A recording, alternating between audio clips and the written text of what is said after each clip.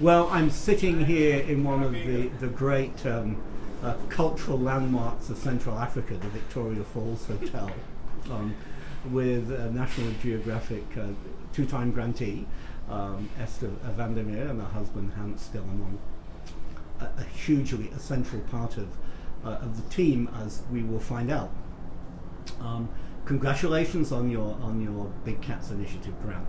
Thank you. I'd like you to tell us how the two of you have spent, 3 years, exploring more of Zimbabwe than probably even Cecil Rhodes could have imagined.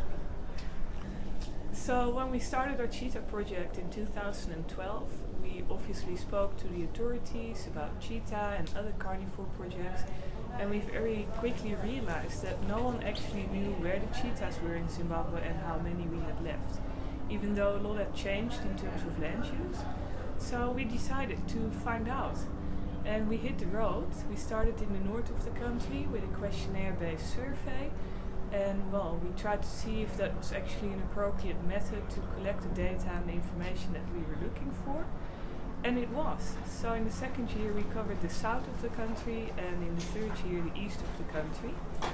And we found out where the cheetahs were in Zimbabwe, how many we had, and what conservation challenges they are facing. That's a lot of travelling. So Hans, how did you manage to travel all that distance and make it back alive?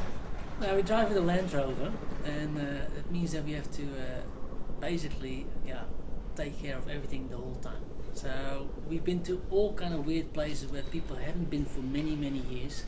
In some national parks, safari areas, we were the first car in 4 years, so you can imagine how the roads were. So yeah, it was challenging at some stages, but luckily we had a satellite phone just in case things go really wrong.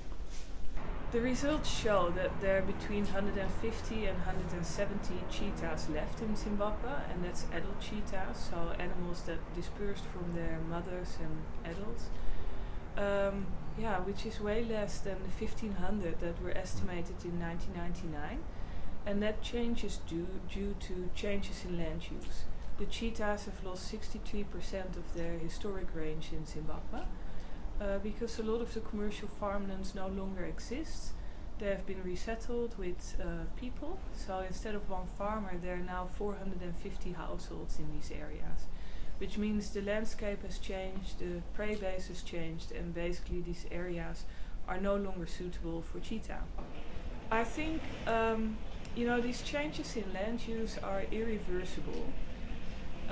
So I think we have to counter losses and set priorities for future conservation, which means there are 3 cheetah populations left in Zimbabwe that have a good chance to survive. They're large enough and they are in wildlife protected areas.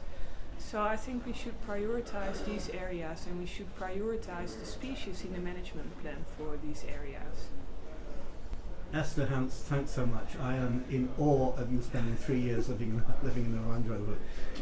Sounds like a wonderful adventure, but having done that for a week or 2 at a time, I find it incredible that you could have done it for so long. So it's been a pleasure to welcome you to a brief bit of civilization and Thanks. And spend some time with you. Again, congratulations on your grant. Thank you. Thank you.